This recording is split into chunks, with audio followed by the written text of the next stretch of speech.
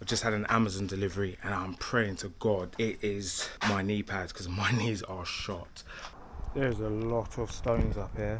We've done 4 wheelbarrows and just piling it up at the back, but I just want to get it clear. So when I take the roof off, I'm not having a load of stones just fall in. Obviously there is going to be some collateral. So we're going to start stripping this roof. I bought these hook, like Stanley blades. They kind of got like a little hook on them. Perfect for just opening this up.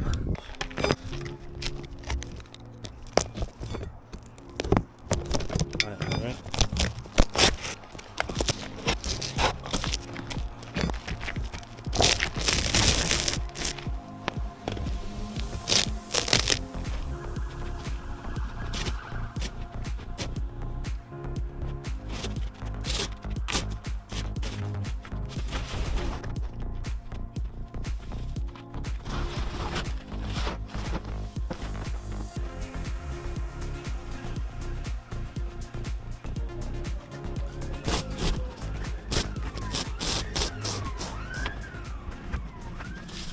So what I'm going to do now, I'm just going to cut around this and then continue to take the flashing up, and I'll leave that in place until the boards come up. When the boards come up, I'll move it over to here and then build around it. I've got to do that quickly because obviously if that is out of action, then we get no hot water or no heating.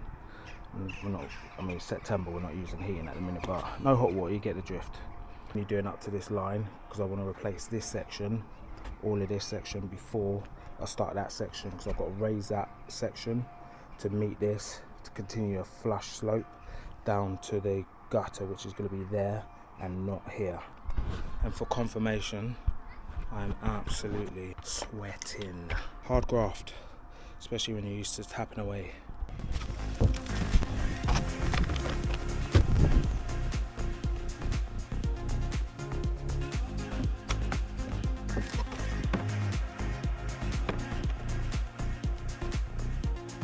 Now I've cleared most of the deck.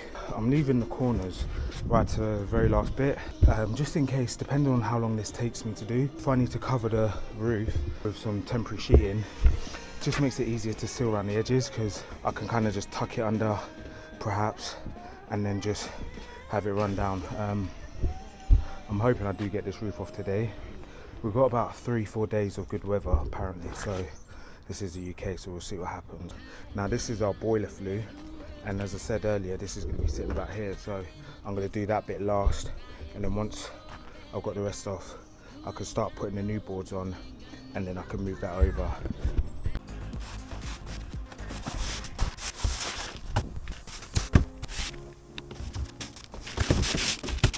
Right, come with me. I've just had an Amazon delivery, and I'm praying to God it is my knee pads because my knees are shot. And it's quite vital given that I'm ripping up these on my knees. So here we are so far, massive gaping hole, definitely no going back now. So let's see if we can strip all of this today, at least up to, so where I strip the felt is up to this line here. This is a separate section which needs to be raised up because it's way too low compared to the rest. But yeah, let's go get this Amazon delivery. Hopefully it is my knee pads.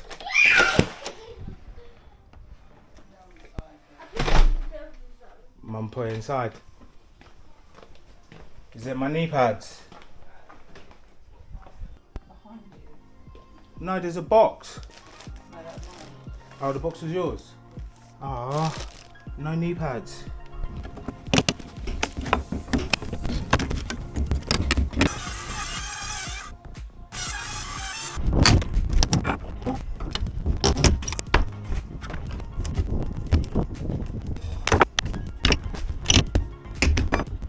We are making good progress, so probably got another 1/4 of the roof to do for this section. So I'm doing it in 2 phases effectively, back section and then this front section. So we'll do it up to just before this lip, and the reason I'm doing it before this lip is if I don't get this done in time, if it rains, the water pools into that area, and usually it does stay below that lip, but if I take that back, then the chances are it's going to flow inside. Whereas this, you can get these boards replaced board it up and let the water flow down there, and then usually it will run off before it gets to that point. So got this electrical circuit here. This is a feed that comes in to the garage and then splits off. So there's a light that goes there into our hallway. There's the electric garage door which comes off there. There's a light in here, and then there's also a socket as well. So I need to isolate that. So I'm going to isolate the feed coming in. So what I'll do is I'll switch off the electrics, then I'll know all of this system is disconnected, and then I can crack on with this job, and then I'll know that the electrics are safe. Because we're going to get an electrician to come in and rewire the whole house essentially anyway, but for now we'll get him to come in, do the garage, and then when we do the extension, then they can rewire the whole house. So I've now moved that, which was there, so I've now moved that there, so I can start taking that frame out section. Done this. The brickwork above there is terrible. I need to fill these gaps, then I could run my joists across, and then yeah, we could pretty much start cracking on and start framing up, getting this done. To get most of this side out. This side has been quite difficult, obviously where it goes into the house, but I managed to get most of it out. I moved the boiler flue, and then just gonna work on getting this bit done to take out this final bit up to that joist there. Then we can get our battens in, our side plates, our wall plates even, and then we can start joisting up. I still got to take off this beam here as well, but that can be done shortly because it goes round into the brickwork anyway. So yeah, I'm going to tidy up first because it's an absolute tip in here. What I'm going to do is I'm going to take those boards out and just stick them outside for now. Hopefully I can get them through that back door, and then we've got to knock this pillar out as well, and then we've got to knock that pillar out as well. So I'll have to take off the boiler flue at one point, so the boiler will be inactive for the day until the joists and battens and everything are on and ready to go. More life. So we've got up to the final section now. So now we're just going to knock down this pillar. Just knock down this one. It's gone. We're going to move that and then take these out, start beating up. Just got to do that final bit there. We're good to go.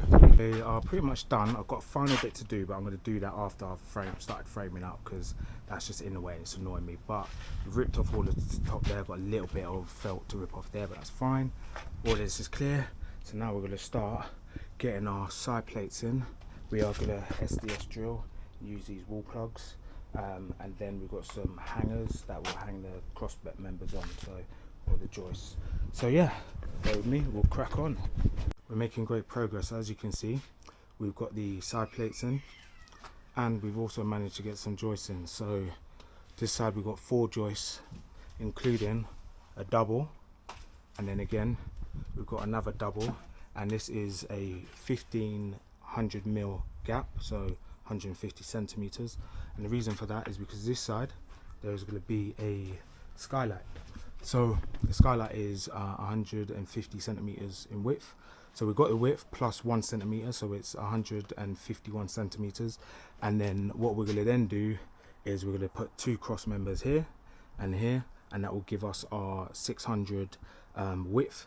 And then we can then add some further joists there to support that center structure. So there'll be another 3 going in here, and then we've got another single one to go between these 2, and then the boards can go back up. But yeah, so far it has been great progress. I was hoping to get it complete today for that section, at least get that up and get some boards up. But if I put some boards up there now, they need to be nailed down, otherwise they'll just get taken away with the wind. So at least we've got tomorrow, which tomorrow and Tuesday. So today's Sunday and it's getting a bit late, so I don't want to disturb my neighbours too much. So tomorrow we can get those final joists done, get the boards on, start nailing them down, and then what I might do is just put some tarpaulin or just some membrane down as opposed to the actual roof covering, just so I can get my bearings, work out what's going where and how we're going to do the cuts and things like that, because I still have this section to do, which is going to probably take another 2 days, at least 2 to 3 days, because it's roughly the same size. So what I'm doing now that it's late, I'm measuring up, so I'm marking them where they need to be cut. So tomorrow we've got all of our cuts ready. Now what I'm doing is I'm going to make some furring strips out of 3x2. So what I'm doing is I want it to go to basically a 10mm finish, and then a full size. So this will be the top end, which is 2.5 inches, and then this side we mark it in the middle. So when we do our cut, we then got a 4.8 meter length, which is just over the size that we need in there. Now I know you're probably thinking a 2.5 inch runoff is not enough. Thankfully there is a slight drop on the actual side plates, so these plates aren't 100% level. There is a drop which goes from that side down, so that it will accentuate. Once we put the furring strips on, that will accentuate and give us approximately 3 inches to 3.5 inches gap from that side to that side. So that will work out well. So that was relatively flat, but obviously there is a slope. You just probably won't really be able to tell, whereas this side will have just a straight slope, which will be much easier, and then we'll be running our roof battens across the top, which will then allow for us to vent the top of the roof. So as you can see, we are making great progress, and if I didn't mention before, I've got my cousin on the job. He's helping me out do all this, because to be honest, I wouldn't be able to get this done on my own, especially holding the timbers. So here we've marked out, we framed for our window, we've double joisted it there, double joisted it, and double joisted it all the way across that side and this side. So what we're going to do now, we got one more to put in here, and then that's that section done, and then we've got to put a row at the far end over there, and we've got one more to go in here, and then we can start getting our boards up. And still got to do this bit at the front here, because that bit needs framing out as well, and then I've got another joist to go in there actually, so still quite a bit more to do, but we're getting there slowly. So this is my main guy, and he's been helping me with this roof, so much appreciated, big respect, thank you. But yeah, we still got some work to do, so we're gonna continue on. Here we go. So follow me. Progress continues. So as you can see, what I'm doing now is I'm doing cross battens, and this will allow for the ventilation. Usually they say they want 50mm, which is about 5 centimeters, and I'm doing it at 3 centimeters. And not only that, is there's going to be furring strips directly on top of these cross battens as well, which will then further raise the height. So actually it will be about 5 centimeters, fading down to about 3.5 centimeters at this end. So yeah, we'll continue cross battening. Okay guys, so what I'm doing here is I'm now making some furring strips. So I've got some 2x4 and 2x3 even. And what I've done is I put a mark, so I've got my tape measure, I put a mark directly in the middle here. So that's a center mark, and then what I've done is I've tapered it off where it gets to this end, and you see it comes to a point there. And what we're going to do is we're going to cut this down, and this here is going to be our larger and wider section, which then narrows down. And then when we open this up, this slimmer part will join and match this bit exactly, and then that will give us one long furring strip. So at the minute this is a 2.4 meter, so that will give us a 4.8 meter furring strip, which will be perfect for this part of the roof, which is I think about 4.6. We've now cut them down. So as you can see, we've got the thin end, then we've also got the top end, the large end, and this then narrows down, bang, to meet in the middle, so that will open up, and then we've got our furring strip there. So we'll just cut a couple more down, we're good to go. Right guys, I'm really sorry, but I had to crack on and I completely forgot about getting some footage just to show you the process, but relatively straightforward. Obviously you saw us putting the joists in. After we put the joists in, we then cross batten. So we've got some roofing battens which sit there top, and they're roughly every 40 centimeters. And then on top of that, we've got some furring strips, which I showed you how I made the furring strips.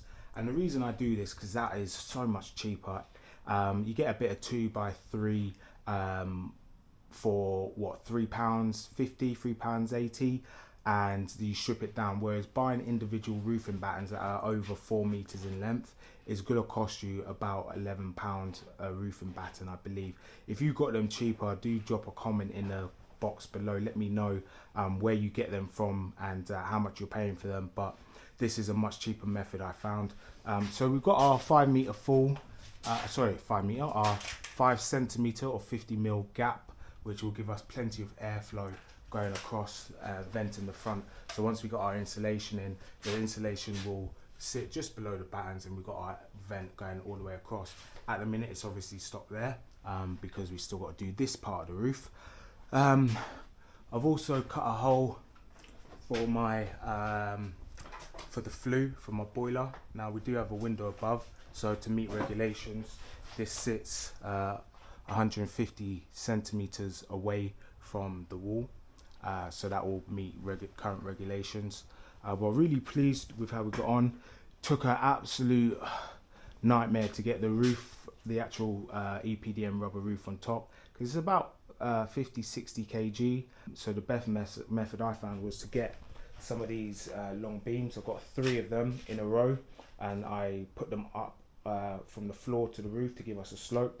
Then I opened up the EPDM roof, and I then rolled that out and then slid it up these battens just to spread the load effectively, and that was really effective. It actually took us about 15 minutes to get it up. So what I've done now is me and my cousin, who's been helping me and has been a great help actually, we put the EPDM rubber roof on top, we spread it out, and then what I'm going to do is, because I haven't done this section of roof yet, we are going to just cover it over just so we've got plenty of flow and it can drop off. And then I'm going to use these buttons just to nail it down at the corners, so we spread it out and then we can just nail it down. So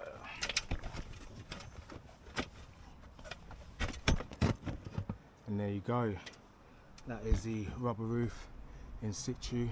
So I've got a beam just overlapping it there in that corner, and then I'm just gonna do the edges there.